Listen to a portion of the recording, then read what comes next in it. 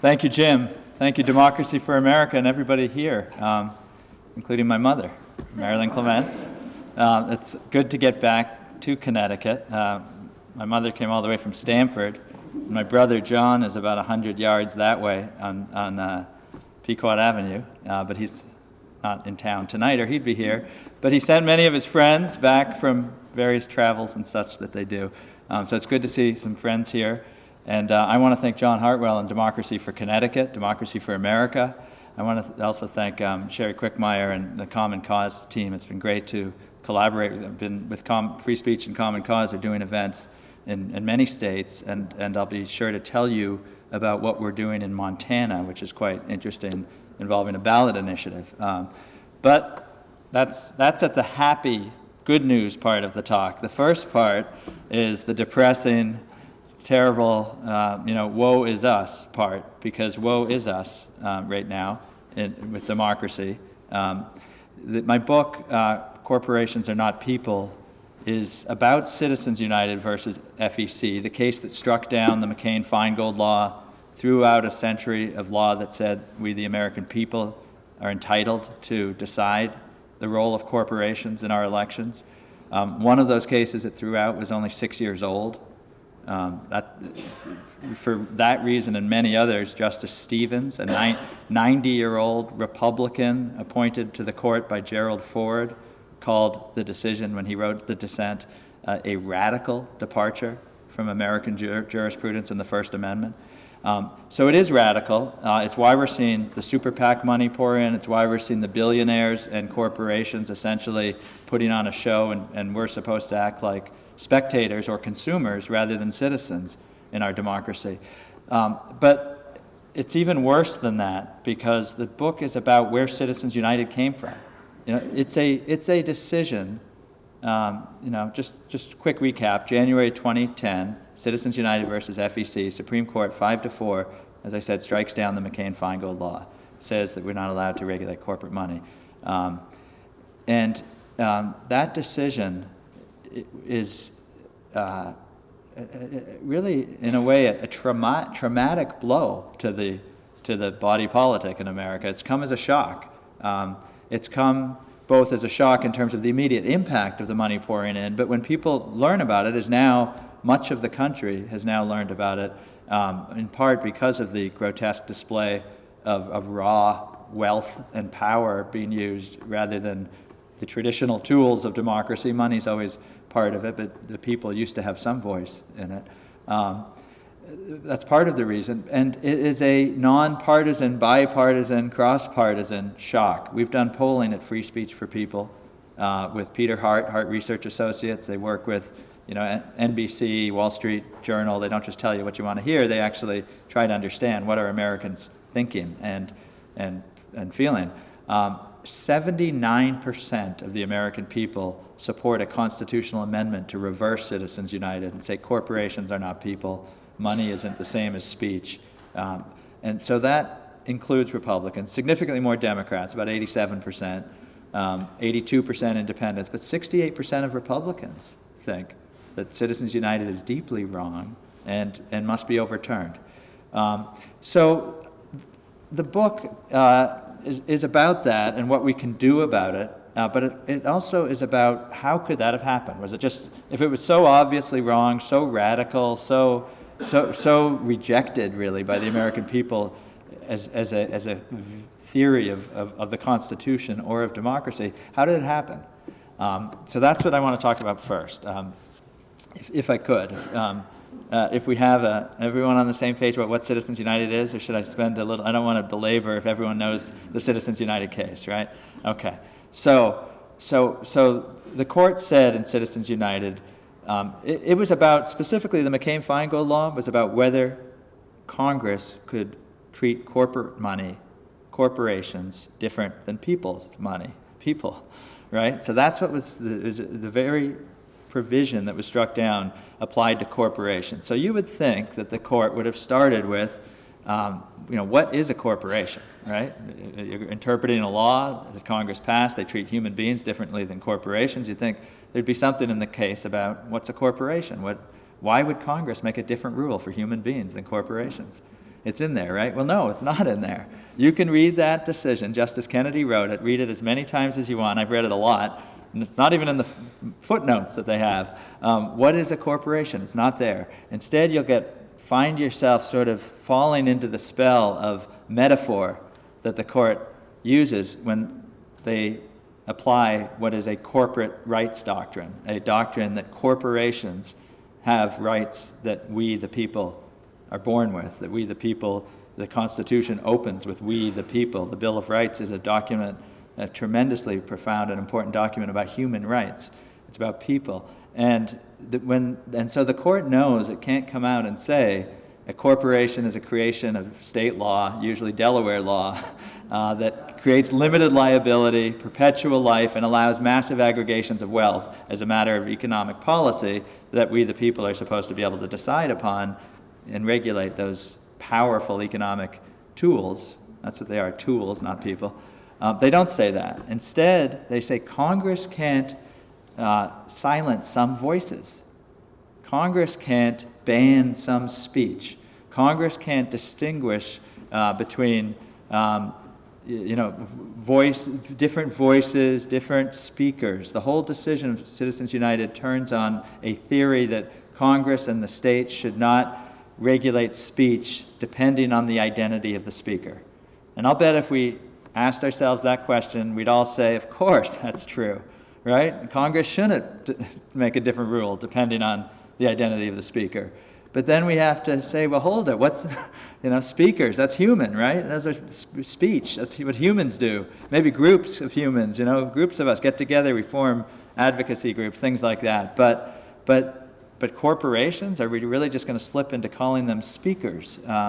The court, that's exactly what the court does. The speakers, voices, and my favorite, Congress cannot make rules that affect differently a disadvantaged class of person.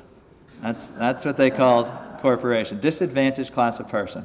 So that is the theory of Citizens United. That is why Congress is not allowed to regulate corporate spending in elections, according to the Supreme Court in that case. That is why the states are not allowed to, according to the Supreme Court in that case, because among the cases that they threw out and decided, just even though they were only decided, one in 2006, one in 1990, which said there's nothing wrong with the people, it's within our constitutional power, maybe our duty, to regulate corporate money in elections, in state elections. One of the cases they threw out was Austin versus Michigan Chamber of Commerce, where William Rehnquist, that well-known radical on the Supreme Court, joined with Thurgood Marshall to craft a 5-4 majority that said Michigan, the state of Michigan, is allowed to ban and restrict corporate spending in state elections.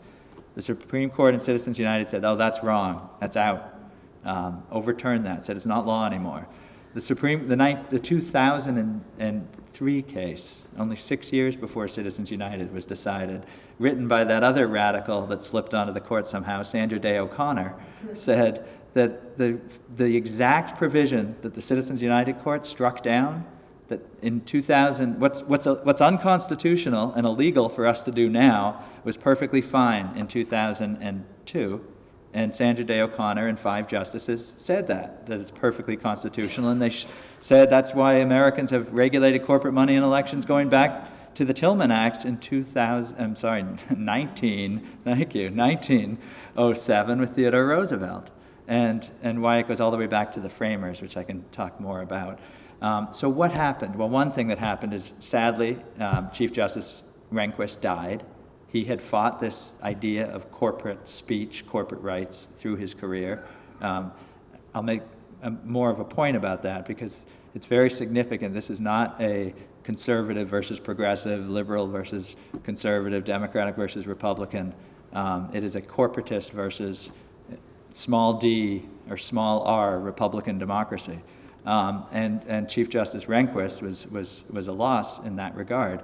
And Sandra Day O'Connor retired.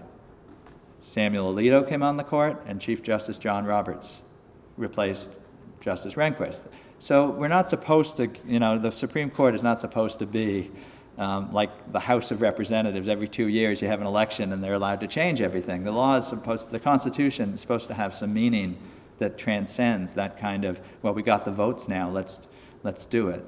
But that's unfortunately what Citizens United did. But the real thing, that would be bad enough, but the real thing I'd like to emphasize, and that my book talks about, I hope you'll buy the book, my publisher keeps saying it, don't forget to tell them to buy the book. So, because actually what we're trying to do is talk about what's wrong and how we can fix it, but the book tells you more about that. But I open in 1970, April 1970, because I think that is the path that led us right to Citizens United. If we think about what we were able to do in 1970, again, not one party or another party, but just the vibrancy of our democracy. And I know, there were a lot of problems. A lot of democracy's messy, right? There were a lot of deep problems, a lot of divisiveness, a lot of, things that are always going to be with us in a rabble-rousing, robust democracy. But what a difference. April 1970, 20 million Americans came out into the street on that first Earth Day. And you look at the pictures, they're not radicals. They're families, they're elderly, they're young people. There's just a mix of people all across the country coming out on that first Earth Day. And why? Well, rivers were catching on fire. Oil was pouring into the Pacific off Santa Barbara, kind of like the Gulf of Mexico spill of the time. Air was so toxic that children and elderly were dying. The land and water was being treated as sewers and toxic sites. Essentially, it was the sort of last stage of unregulated industrialism, which had done a lot to create wealth, but that could not be sustained. We could not keep a deal in the country where large, powerful corporations get to externalize, spew out the toxics and the poisons on top of the people and keep the wealth. And there literally was a movement and a conversation and a reform about that arrangement. And the reaction to that Earth Day, think about it. So Richard Nixon is in the White House, okay, and another well-known radical lefty, right? And the response to that Earth Day, you had the EPA was created, the Clean Water Act, the Clean Air Act, Toxic Substances Act, Hazardous Waste Act, the Endangered Species Act. I could go on. Within a matter of months and a few short years, it was incredible how fast and able and responsive our democracy was to the levers that people pull in democracy: organizing, calling the Congress people, writing, talking to the neighbors, all the things that we're supposed to do in democracy, right? It used to work. It used to work. And I picked the environmental example because it's so illustrative and was so powerful and so quick after people responded. But there were a lot of other examples. We had big challenges, but we were treating them seriously. We were debating seriously. Our Congress was responding seriously about all kinds of different things, from foreign policy to domestic, in ways that actually reflected a vibrant government of and for and by the people that the framers had in mind when we started this improbable enterprise of the self-government of equal free people.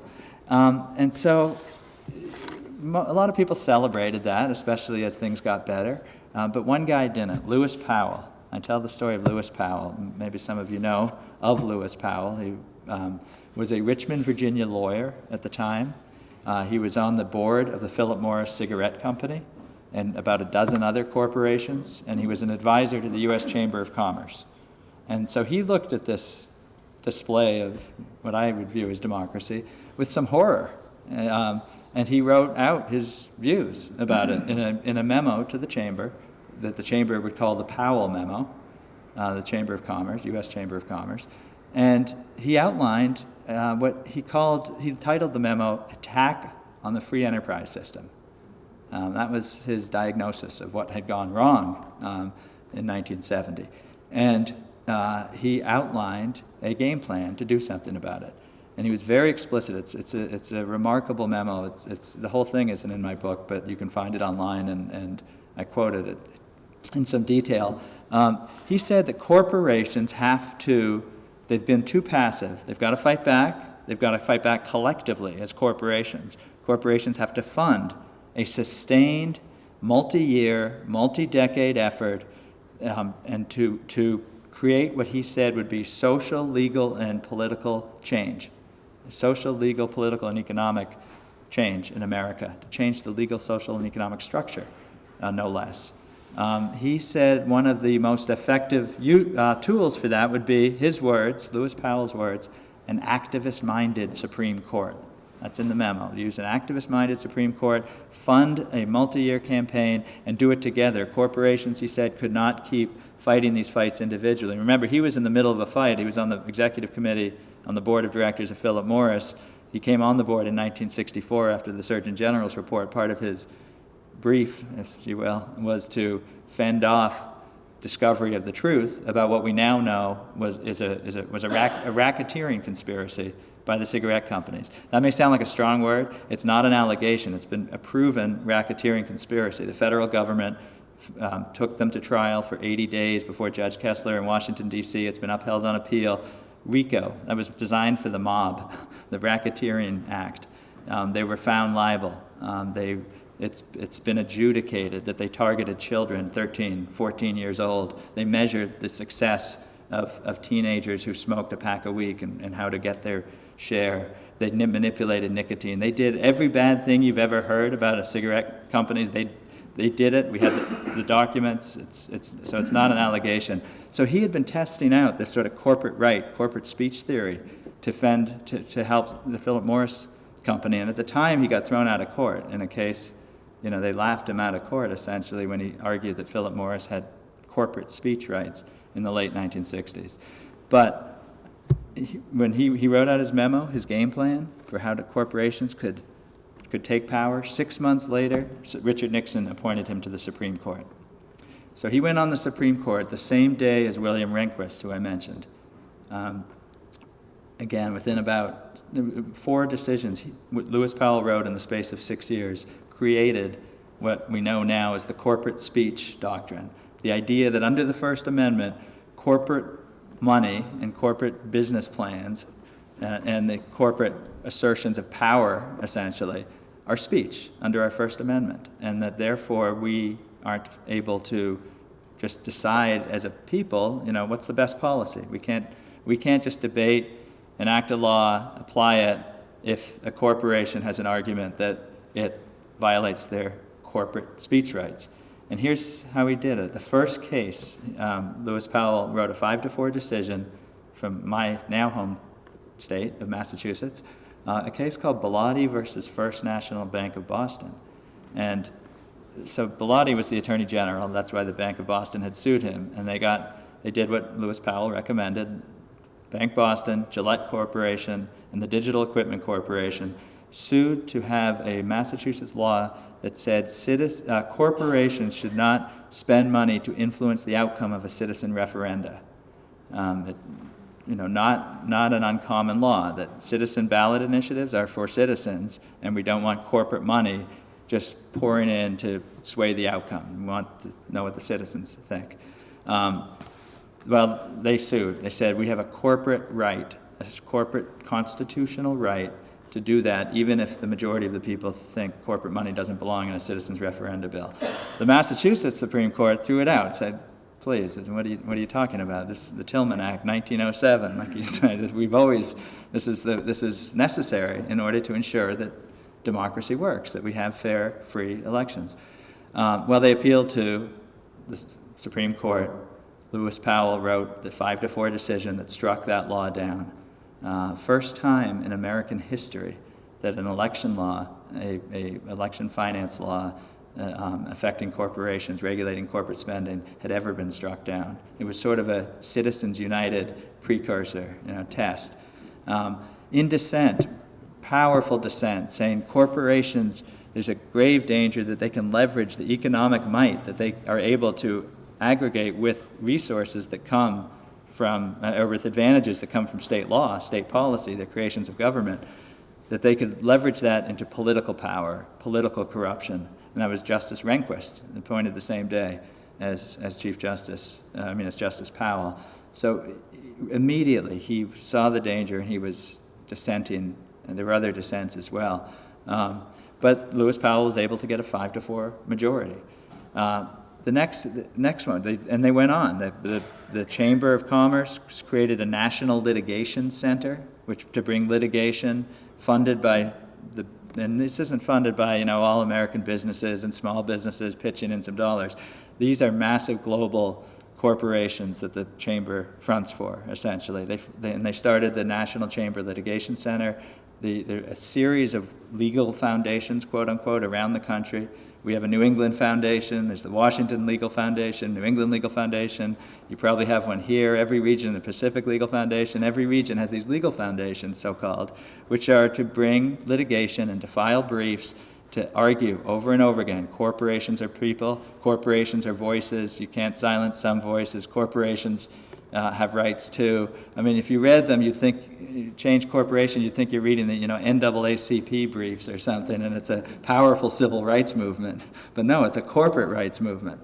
And they kept filing these cases. So after oh, by the way, that Massachusetts citizen referenda that was, at issue in 1978, it was about whether Massachusetts could have a progressive income tax, which we don't have. Here we are 30 years later, we still don't have it. And why would Gillette or Bank Boston or Digital Equipment Corporation, as corporations, why would they use corporate general treasury money to influence that question? It wasn't a corporate tax, it was an income tax for people. And they came up with some half-baked argument that the reason is because they'd have a tougher time recruiting executives to come to Massachusetts if there was a progressive income tax. So therefore, the corporations had a deep stake in this.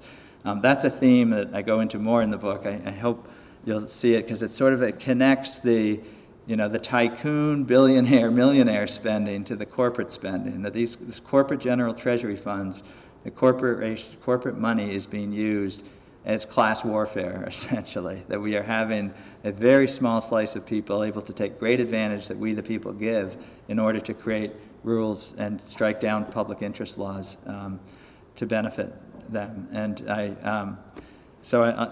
there's more about that. But so the corporate rights campaign keeps going. They turn to environmental laws. They start to say that if we had laws that restricted utility corporations from promoting energy consumption to benefit shareholders when the state policy is energy conservation, violates corporate speech. You regulated, almost monopoly utility corporations, claimed it violates corporate speech rights under the Constitution, and therefore we're not allowed to make that law. They won. A case called Central Hudson. Lewis Powell wrote the decision 5-4, struck down that law. We're no longer allowed to prevent utility corporations from promoting energy consumption because for shareholder profit, even at the expense of the public. On and on. Lewis Powell wrote 4 of these decisions. The corporate speech theory was sealed. He went off the court, but that kind of idea of speakers, voices, disadvantaged class of person continued. The cigarette companies in Massachusetts, I was involved in the tobacco litigation there in the 90s. When we finished that, after just discovering the stuff I talked about, they were marketing to school kids. 72% of 6-year-olds knew who Joe Camel was. Remember Joe Camel, the Camel cigarette guy? And they would target middle schools, 13, 14-year-olds and playgrounds. So we had a law that said 1,000-foot buffer zones around the schools. So, keep that back 1,000 feet around middle schools, playgrounds, and such. Again, Massachusetts. So we were sued. Philip Morris, Lorillard, all the cigarette companies sued the state. Said that violates free speech. Violates our corporate speech right. And they won. Went up to the Supreme Court. They won. We're not allowed to do that either. Last example, okay, this one is I think, one of the most egregious, but it's symptomatic of how democracy is disabled. That even when we're able to get laws over the money, domination of our politics, over the corporate spending in our elections, even if we somehow get public interest laws enacted, they're vulnerable to attack and to essentially hollowing out the notion of democracy with this corporate speech right. So the last one involves Monsanto. Okay, so Monsanto, and notice this is, you'll hear this is somehow, that businesses are now free to let their voices go forth. Some very happy sounding. These cases aren't brought by business as such. They're brought by very big, powerful global corporations with very narrow agendas. So, the cigarette corporations have theirs, the utility corporations have theirs, and Monsanto has their narrow agenda. They've finished making Agent Orange and DDT, and they've moved to food. So they now make genetically modified drugs, genetically modified, I'm not even sure if food is the right word, but I'll leave that to the experts. But one of their drugs is called RBST. It's a genetically modified bovine growth hormone. It's injected into the blood of cows, and it forces the cows to produce far more milk than they possibly could, just as cows, or as the Monsanto lawyers say, unsupplemented cows. So the supplemented cows injected with RBST are forced to produce more milk. That causes disease for the cows. They're then injected with tons of antibiotics. And then the milk is factory farm produced in that manner, which in turn drives milk prices down, of course. But apart from that, there's serious health questions. Some would say serious health conclusions, that it's unsafe and that the milk is different. It's certainly unsafe for cows. If you care about animal welfare, it's a terrible thing. It's not good for farmers or organic farmers or any farmers, because it just dumps massive, corporate-produced, huge-scale milk onto the market. But it has serious human health questions. For that's the reason it's illegal to use in every democracy on earth except ours. In Europe, Canada, New Zealand, Australia, this is banned. They can't use it. Farmers are not allowed to inject RBST into cows that is going to be used, where the milk is going to be used for human consumption. It's illegal. Canada, it took 9 years of studies to conclude that there's no way this should be allowed. But here, FDA waved them through. And I tell the story of Dexter Randall. He's a 65-year-old farmer, dairy farmer in Vermont. He heard about this. He knew the consequences of allowing Monsanto's RBST. And he organized, did all the things we're supposed to do as citizens. They formed rural Vermont. They went and they lobbied their legislature. They called, they educated, they went down to talk to FDA. They showed FDA all the studies that the rest of the world had found persuasive, at least the free, what we used to call the free world, where democracy, and they decided based on that to ban this genetically modified drug. Dexter Randall said the FDA wouldn't look at the studies. They always had a reason, he said.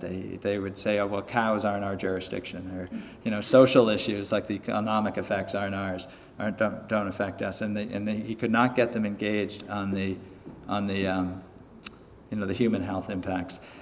But Monsanto got them engaged, and it just sailed through FDA.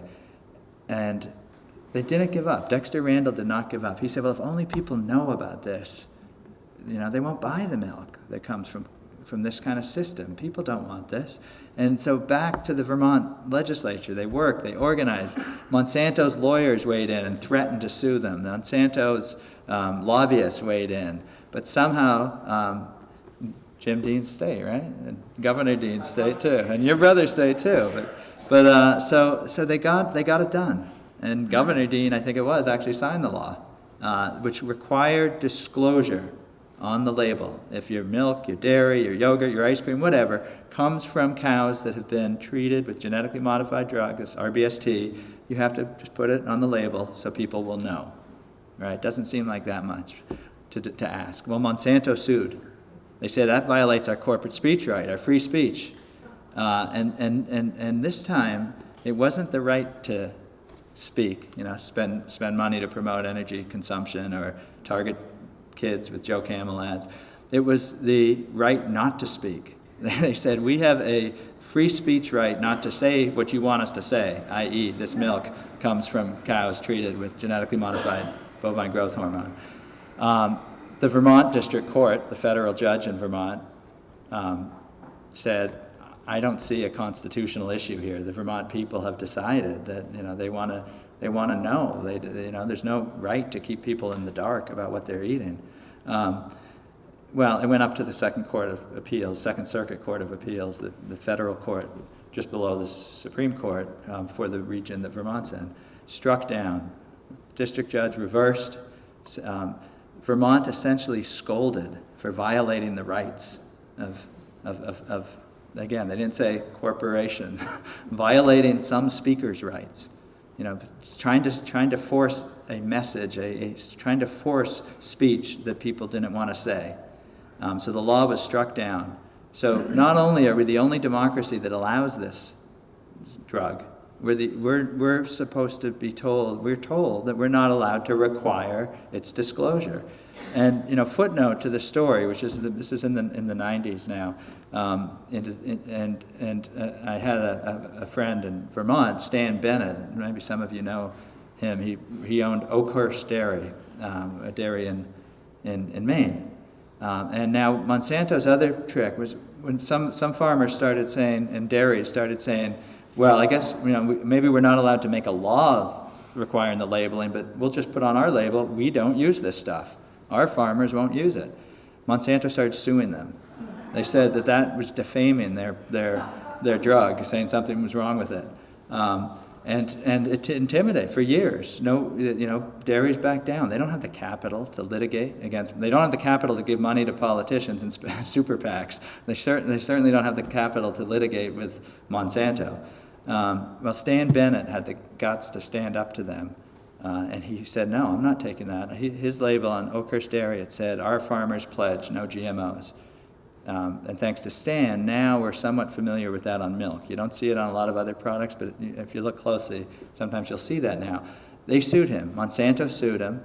Didn't sue him in Portland, where there's a perfectly good district court. Sued him in Boston. He had to, you know, the dairy had to trudge down to Boston, hire those high-priced Boston lawyers, which I'm one of, so I can say that, and spent a fortune litigating against Monsanto, which is a totally bogus case, no justification in the law for that theory. And Monsanto finally backed down because they probably would have lost. But it cost them a whole lot of money, and it was settled, quote unquote, with a requirement that if you try to say on your label of a milk product that your farmers don't use this drug, you have to put an asterisk. You're forced to speak, to say, the FDA says that there's no difference between milk from cows that have been treated this way and milk that hasn't. Yeah, you can see it. Go look at the asterisk. You'll see it there on the label. If there's a label, often there isn't. So that's where Citizens United came from. So you get this line of cases where it just fabricated out of nothing but persistence of Lewis Powell's, not him personally, but his idea that if corporations just fund for years, no matter what it takes, fund this transformation of our Constitution, of our democracy, they'll win in the end. And they did. And so we get these laws where energy, environmental, food, public health, laws are struck down. An incredible activist court in these past 2 decades, striking down laws at a rate that's I think, I haven't calculated, but I think it's unprecedented how active the court is in saying to Congress and the states and we the people, no, you can't do that. That violates some corporate right. And that is where Citizens United came from. There's a line of campaign finance cases, but it's really important to not see Citizens United as just about, you know, complicated campaign finance, which, you know, Common Cause and all of us who've been doing this work in the campaign finance areas for years know sometimes you see eyes glaze over when you say campaign finance. Even those two words together, you know, people start yawning. But campaign finance is really important. Citizens United is really important for that reason, the money and politics reason. But what it is a corporate power case along these lines. And when it came down, Free Speech for People, we did a brief in the case, and then we started working on what to do when they went over the cliff, as we knew they would. And Donna Edwards, some of you may know, a Maryland congresswoman, African American, and I say that, which otherwise isn't relevant, because she said, this is Dred Scott. This is the Dred Scott case. And if you know what Dred Scott was, a case in 1856 where the Supreme Court ruled that African Americans do not have rights in the American system. The American Constitution does not provide for rights for African Americans. Or in the words of Chief Justice Roger Taney, which you can shamefully go read, it's still there in our books for the Supreme Court cases, the African American has, quote, no rights that the white man is bound to respect. That's what the Supreme Court ruled. And she meant by that, not that Citizens United is a pure civil rights case or only affects African Americans. She meant that the Supreme Court said out loud something that has, deeply damaged our country, deeply, contradicted who we are as a people, deeply undermined the idea that this government of, for, and by the people can work, that the Constitution and rights are human things, that they come from our Creator, that we are all equal, not because we have the same material benefits, but because or attributes, but because we are human. And that's what she meant. It was a proposition right in our face as Americans, and that we could accept it, and many of us would probably be okay. If you're just as in Dred Scott's day, you could quietly accept that, and if you weren't African American, and a lot of other reasons why people might just be able to look away and pretend it hadn't happened, but Dred Scott wouldn't let that out statement. You were forced consciously to say, is that really us? Is that what we believe? Are we going to be able to live with that? And live with our ideals as Americans? And we know the rest of the story, the Civil War and 3 constitutional amendments and a 100-year struggle to implement those constitutional amendments, which said, yes, we do mean all persons are equal, all persons.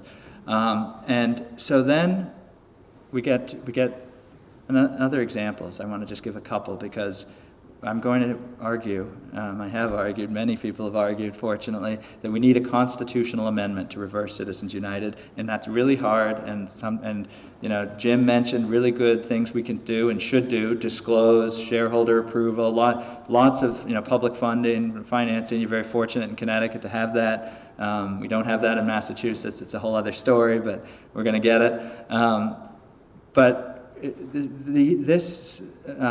Donna Edwards is talking about is why we have to do a constitutional amendment campaign to reverse Citizens United, or we cannot be the people we tell ourselves we are, that we cannot, the American experiment is not real if we let this stand, because it's a proposition just like that. It's a proposition that corporations are people, that corporate money is as powerful as that human idea of speech and thought and debate and conscience and everything else. It's in our face now, so we can't ignore it. And so they didn't ignore it when Dred Scott came down. After that, we got those amendments after the Civil War that said all persons are equal, that equal protection of the laws, due process, rights to life, liberty for all persons.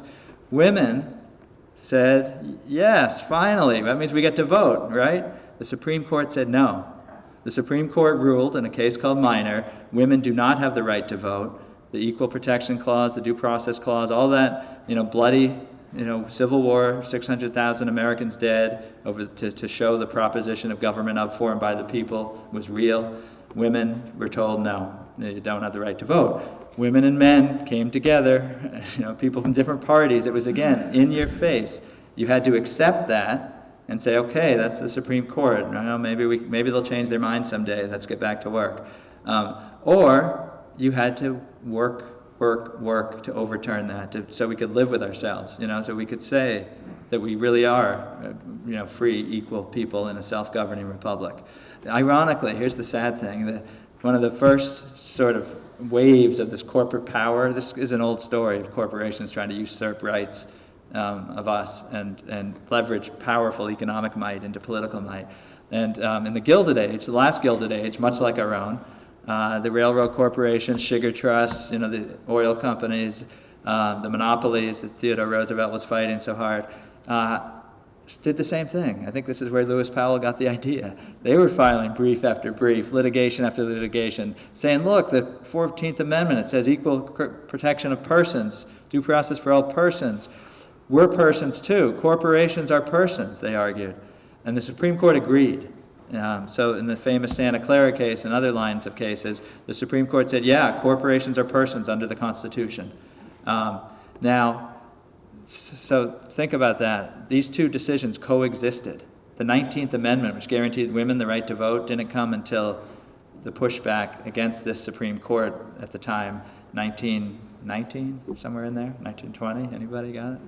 Right around there. But so at the same time where the court had said women aren't covered persons under the 14th Amendment for purposes of voting, corporations were. And again, it was in our face. We could accept that corporations are persons. They started striking down child labor laws. They struck down workplace safety laws. They struck down our laws for how, it was this notion of corporations are a person. They have liberty of contract. And if workers don't like to work 80 hours a week, or people have a problem with hiring 8-year-olds, they're interfering with the corporation's freedom of contract. That was the ideology. And it took the same kind of thing I'm talking about that I think we have to do now.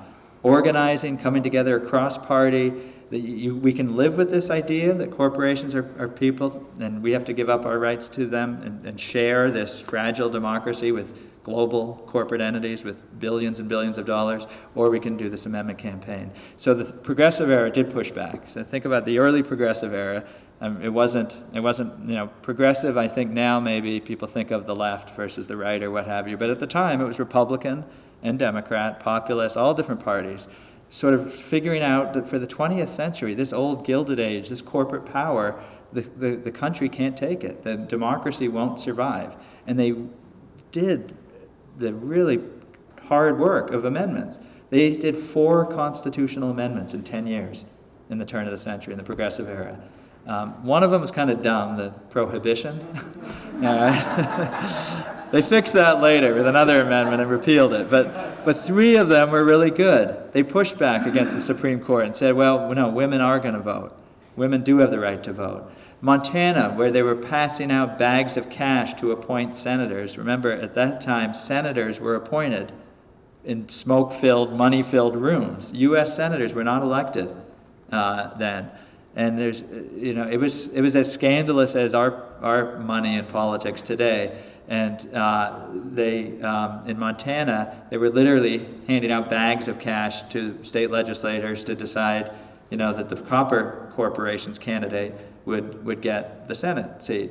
And that was part of scandals like that across the country, where they got a constitutional amendment to overturn that idea that senators aren't elected. And that's how we got senators elected, a constitutional amendment. The third one, if you think this one's hard, imagine being them. The Supreme Court struck down the income tax that Congress had enacted. Congress enacted a federal income tax. Again, a renewed kind of notion of what government had to be in the 20th century, and one of those things was funded. A radical thought, again. I guess we're debating that again, whether government actually needs to be funded. The Supreme Court struck down the income tax. They said it's unconstitutional in a case called Pollock. And they got that one overturned by an amendment. So imagine having to be the ones who had to get an income tax constitutional amendment. This one should be easy. So why we need to do this one, not just so we can live with ourselves, but truly so our democracy can work. Walmart has $421 billion. There's sort of 3 premises in revenues, $421 billion in revenues in last year. Other corporations have similar, slightly smaller, that was the biggest, but similar revenues.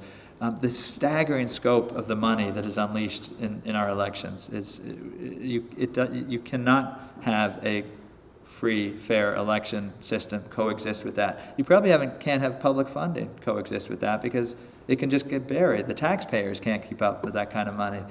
The Citizens United case had a couple of underlying principles that are just false, and everyone knows it. Justice Kennedy said, don't worry, we'll have disclosure, and people can figure this out, and if they don't like it, they'll vote for somebody else. Delusional. And we don't have disclosure. We don't. You can funnel money in. Nobody knows how many of the millions and millions of dollars in super PACs are coming from corporations. Estimates have been 30%, but it's estimates because they don't have to say. So we don't know how much. That wasn't true. Justice Kennedy and Citizens United said, oh, don't worry, we'll still be able to keep foreign money out of elections. That we're not saying that Congress can't keep foreign money out of elections. Well, again, most corporations don't have the money to waste on capital on pay-to-play politics. The ones that do are global. And global corporations have global shareholders, and they're not human shareholders for the most part. They're other global corporations. So a couple of examples, and then I'll wind up with some words about where we are in the amendment campaign. News Corporation, it gives a lot of money to play in the elections game. $1 million in the 2010 election to the Chamber of Commerce for their for their election PAC, super PAC, and $1 million to the Republican Governors Association. That leaked out. We don't know. Nobody, again, no disclosure. So who knows what else they did? The number 2 shareholder of News Corporation behind the Murdoch family is the Kingdom Holding Company of Saudi Arabia, with $2 billion in shares. So not like a little far down the list, number 2. $2 billion of shares. So how is that not foreign money coming out when you have News Corporation, a global corporation, with the Kingdom Holding Company having a significant stake? UBS, I think, is the Republic of Singapore sovereign fund, is a major, maybe the most significant shareholder. I could go on and on. Global corporations, again, maybe for good reasons, I'm not disputing that, have global structures. And so we can't delude ourselves that somehow, it's just more money. It's the same, but just a little bit more. It's different. It doesn't have what humans have of bringing, ideology or views, or they just have an agenda of the corporate agenda, or they wouldn't be spending that money, by definition almost. So that's why we need to amend the Constitution to reverse the Citizens United case. It turned on a constitutional interpretation. There's no other way except to get them to change their mind, which I don't think is in the cards, to wait for another Supreme Court justice to come on, which I don't think we can afford to, or to overturn it as our grandparents, parents, great-grandparents did when the chips were down for democracy. This is our test. This is our test. We will either do this or we'll be the ones who, had it in our face, a proposition that democracy can't live with, and we decided, for whatever reason, we weren't going to get it done. I don't think that's going to happen. Here's why. Millions of Americans have signed resolutions calling for an amendment. Many of you here have been involved in the effort. Many of these organizations have been involved in the effort. We've got resolutions. How many in Vermont last night? 70 towns. 70 towns in Vermont last night alone passed resolutions condemning Citizens United, saying corporations are not people, money isn't the same as speech, and calling on Congress to send an amendment to the states. We have town meetings across Massachusetts that have done that, 15 town meetings where citizens come out in the old New England town meeting style. It's not close. This reflects the polling too. It is true. If you ask people, doesn't matter what their politics are otherwise, they say, no, that's wrong. Corporations don't have those kind of rights, not the human rights that are in the Constitution. And so 15 towns in Massachusetts have passed resolutions. This has happened across the country. New York City, Boston, LA, Oakland, Portland, Oregon, Portland, Maine, lots in between. So this is happening. New Mexico, we worked with Common Cause New Mexico, Free Speech for People, many other groups, Democracy for America maybe, I don't know for sure, but but New Mexico, the state policy of New Mexico passed by the House of Representatives and the Senate in New Mexico. It's law, it's a resolution calling on Congress to send an amendment to the states for ratification that overturns Citizens United and restores free and fair elections to the people. Hawaii has done it. Hawaii apparently just did it right after Citizens United with no campaign or anything. They just got it immediately. The legislature said, what? And they rushed a resolution through to condemn it and call for a constitutional amendment. But the other states have been building, and Massachusetts is very close. And again, this is not fringe sort of, anti-corporate or anything. We've got 1,000 business leaders who've signed on to this campaign. The Attorney General of Massachusetts, the Senate President is on board. We had the CEO of Trillium Investments, Matt Patsky. Some of you may know his work in shareholder advocacy, testified at the hearing. This is going to pass in Massachusetts too. And, Free Speech for People just launched a campaign with Ben and Jerry's to get this is the name Ben and Jerry's, you can guess, came up with, getthedoughtout.org. You can learn more about it, and it's to take on the money in politics problem and to call to work for a constitutional amendment. You're going to see it on ice cream flavors and on the box and concerts, and it's going to help bring young people into this work, and many already are. And the flavor that they're going to use for this is Americone Dream, which some of you may know is Steve Colbert's flavor, right? And so he said, he was outraged. He said, this is treason to take on corporations' rights, because he says, of course, corporations are people. So his character was outraged and called this treason. Don't be intimidated by him. I think he's really on our side. So this is happening in all sorts of different ways. And so, I don't want to be pushy, but I will. There's no excuse not to get involved in this, because there are so many places. If you accept the underlying proposition that I've offered tonight, that this is a question of power that's in our face, that democracy truly is on the line, that it's not just politics as usual or who's going to win the next election, that truly we face a question about whether government of, for, and by the people can be sustained. And remember, it usually hasn't. I mean, the framers knew democracy has never really worked in human history on a big scale like a continental country. And a lot of the Constitution was written with that in mind, the checks and balances, the rights of the people. But they knew that the danger that could rip it apart would be faction, where a special interest gets wielded power, unbalanced power, unchecked power that can seize democracy. That's what we're seeing, that we have the most formidable faction ever existing in human history with corporate money and corporate power. And faction isn't a judgment. It's not whether it's evil or bad or good. It's a faction. It's they'll do what they need do because that's what they're set up to do. And so what we've always depended on in our system is checks, balances, keep people free, and that's the risk, and it's very real. And so if you accept that, I do hope you'll join this effort. I hope you'll join the work of Democracy for America, Democracy for Connecticut, Common Cause, Free Speech for People, many other groups. You can check all of those out online. There's unitedforthepeople.org, a number 4, which is sort of a portal to all the groups working on this. You can check out freespeechforpeople.org. You can download a resolution, so that's already done for you, and you can tweak it and use it in your town, your city.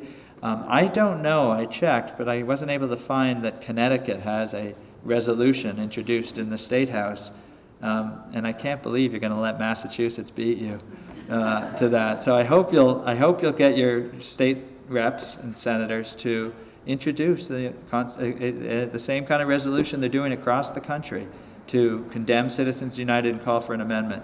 I think 2 of your Senate candidates have endorsed the constitutional amendment as well. People's Rights Amendment, it's introduced by Jim McGovern. It has a Republican co-sponsor, Walter Jones from North Carolina. It would overturn Citizens United, overturn the concept of corporations as people in our Constitution. There's other amendments that get at the Buckley versus Vallejo problem of unlimited spending of any kind, people spending and corporate spending. And of course, there's public financing ideas, and all of those are really important. But ask your Congress people and your senators to sign on to those amendments that are pending, and we will win this. I mean, that's the thing, is that it's going to be, I think, the bet is that we're at one of those points, like some of those points I talked about in American history, where we know, the American people know that we have not just a little problem or not just a complicated issues, but a fundamental structural challenge that we have to tweak and adjust for this next century, just as our predecessors did. And so that's our opportunity, that's our challenge. I hope you'll join us, and I hope you'll read the book. So thank you very much, and appreciate you listening.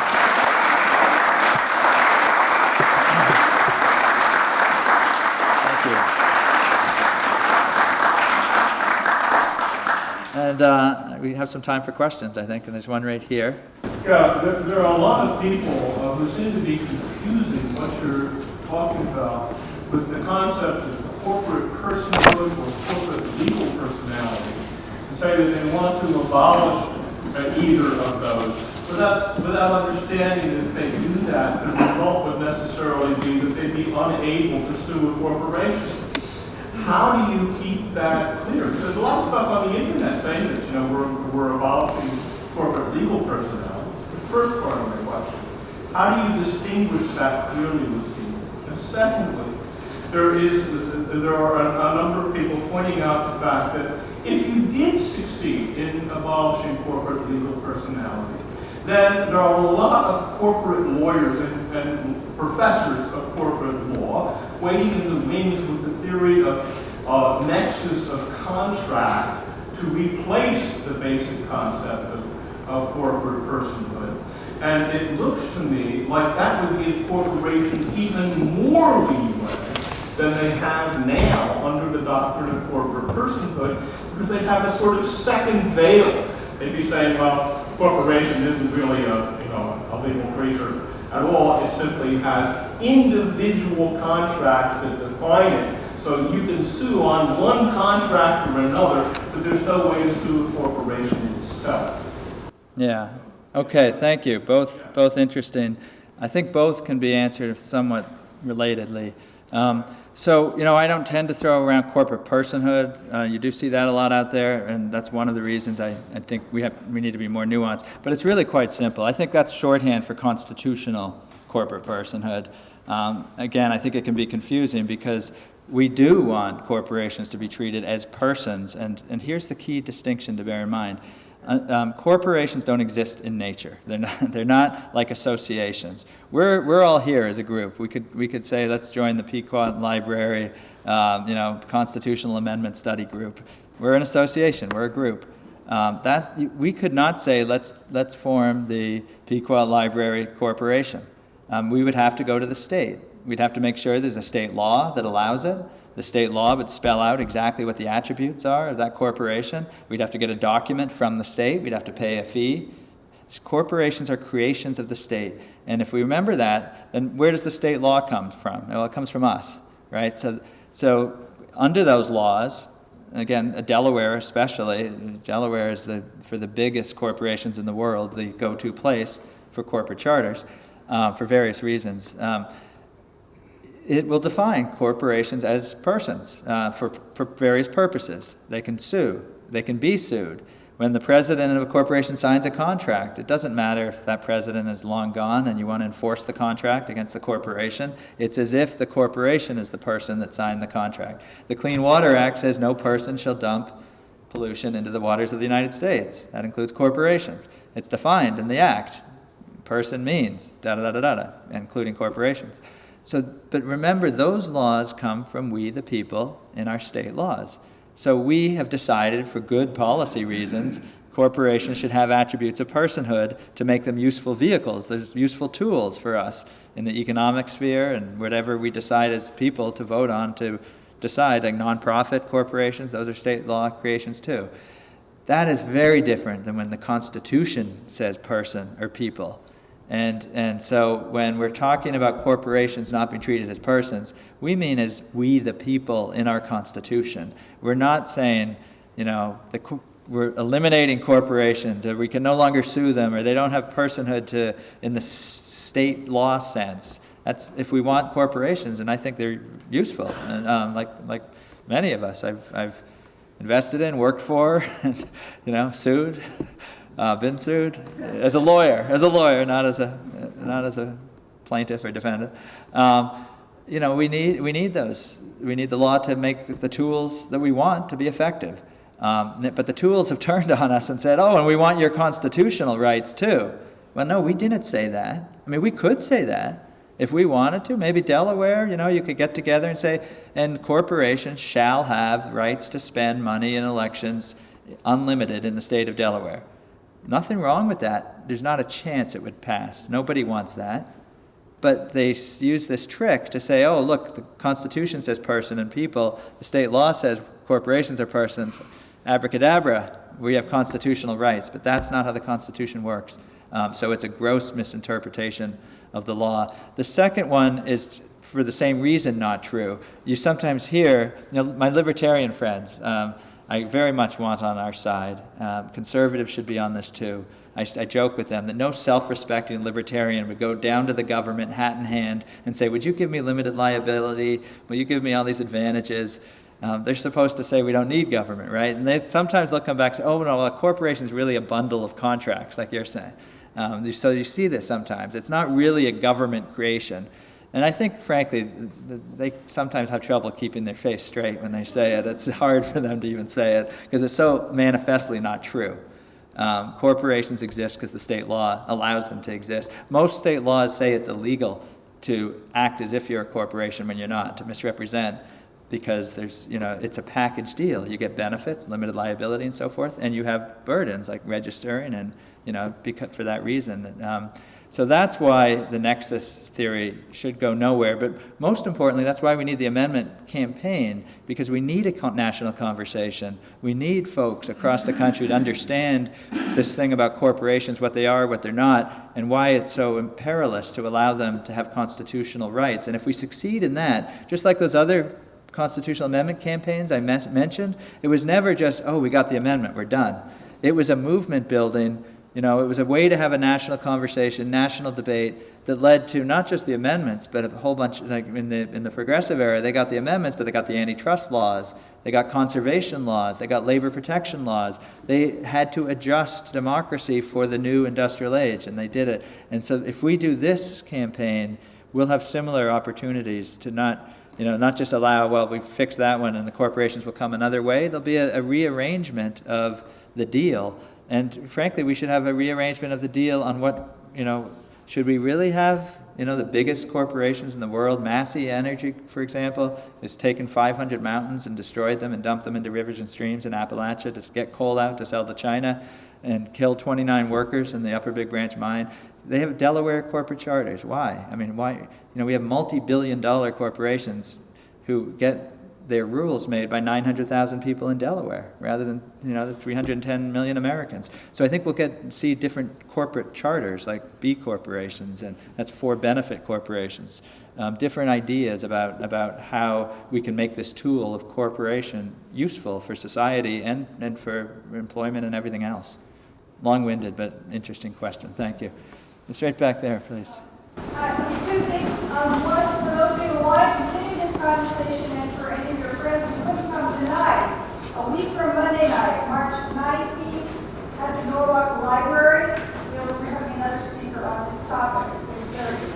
And then my question for you, and your talk has been fantastic. My question for you is, in the 70s, we had the Equal Rights Amendment, and everybody seemed to agree, yeah, women should have the same rights as men, and we need an amendment to make that clear. And we came so close, but we never passed it. What did we do wrong? I tell my mother, I always call her out, and I say she should go around the country with me, because I like to say that one of my earliest memories of political consciousness was the Equal Rights Amendment fight in the 70s. And my mother was working very hard to help make that happen. And the other night in Seattle, somebody asked a question like that and said, the ERA, it failed miserably, as if go home, sit down. And I said, well, actually, I think it failed spectacularly, because by doing that amendment, by having the guts to try to answer that proposition, women are equal. We mean it. It was that kind of, just like this one and the other ones, a sort of fundamental proposition about who we are as a people. They came a state or two short of getting it into the Constitution. We came a state or two short of getting it into the Constitution. But it changed the world. I mean, the difference in gender laws and rights now, and I know it's not there yet. We learned that from Rush Limbaugh the other night. But it is so much better, so much further along because of that amendment fight than it would have been otherwise. And I say that both because it's true, but also because we have to remember that if we just pick up and start doing this, we will be winning every day, that we will begin to carry a proposition to the American people about who we are and who we're not. And that's what the ERA was about, and I think it really accelerated the movement towards equality for all. Okay, I'm told it's the last question. You already got to talk, Jim. How about right back here? Yes, please, sir. What were they thinking? Why are these people in the Supreme theory are insulated from in effect, people's lives. Yeah, so what were they thinking? There's a lot of different approaches to that answer, I think, and none of them will ever be certain because it's in their heads. And Justice Scalia is the only one with two responses. Justice Alito shook his head when President Obama called him out and said foreign money could come in the State of the Union. President Obama was right. Justice Alito was wrong. But all we got was a head shake. So who knows? Maybe he was wrong and he didn't.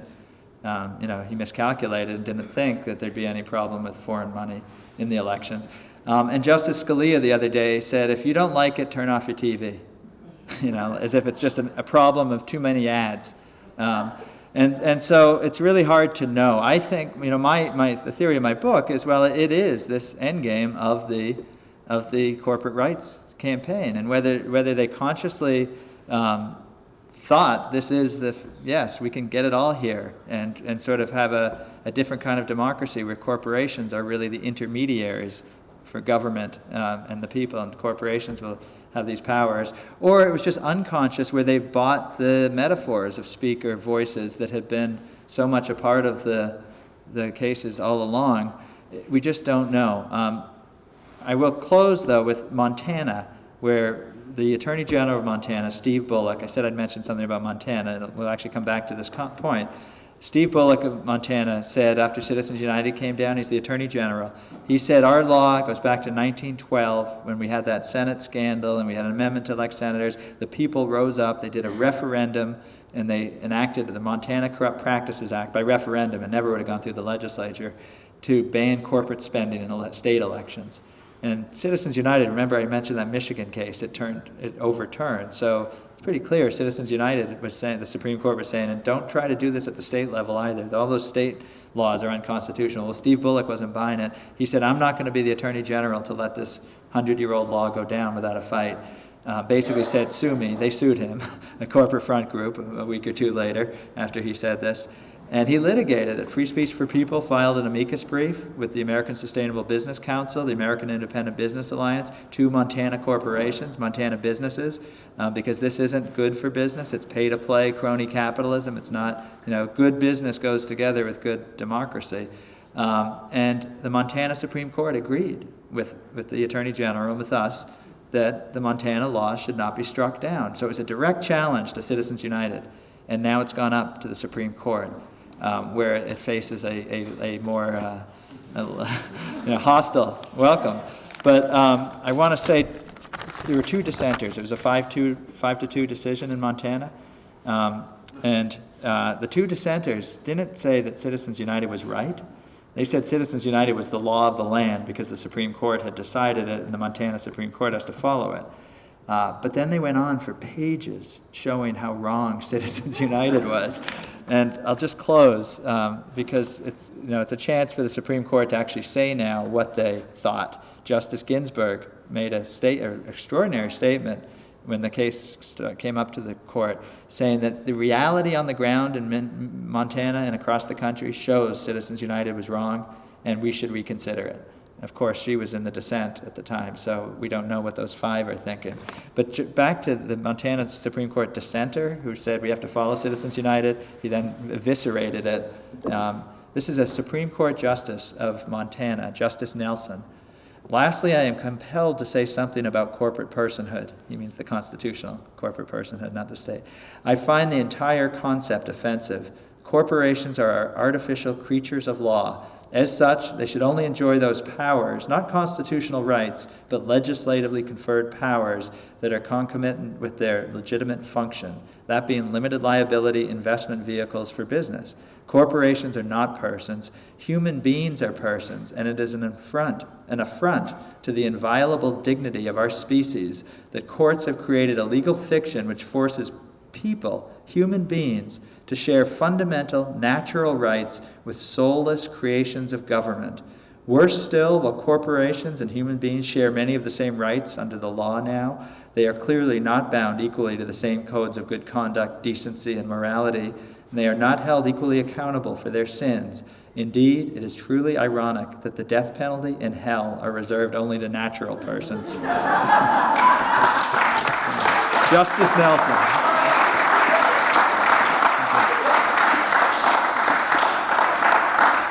Jeff, thank you very much. It's a terrific walk through American history with a slant that I think most of us don't get on a day-to-day basis. You can watch as much TV as you want. You're still not going to get the kind of food for thought that we've had this evening. And I thank you very much for coming. John. I want to finish off with a little quote from the book, from the Bill Moyer's introduction to this book. And he goes back to quote Madison, James Madison, one of the founding fathers, one of the authors of the Constitution, one of our early presidents, somebody who obviously was very, very concerned about how this was all going to work out. I mean, they had a long-term view when they put the Constitution together, and they were quite aware of what the particular problems could be down the road, and they tried to set it up so that these things wouldn't happen. But at one point he said he feared that the spirit of speculation would lead to a government operating by corrupt influence, substituting the motive of private interest in the place of public duty. That's what's happening. That's what we have to fight against. Jeff's book is a great contribution to that, but the real contribution has to come from everybody in this room and everybody that you know. This can't simply be you turn out for an evening, you walk away feeling like you know something more, and then go back to whatever else that you do. You have to reserve a little bit of time every day, every week, to work on issues like this. It's the only way we're going to make this work. So start tonight. Get this book. John, just before we check, Jerry has a word he would like to announce. Well, I think you may have been about to say that, but Jeff will be here signing books for the Right. who purchased them this evening. They'll take a few minutes back here, so Jeff, back. Let's continue the conversation. Thank you very much.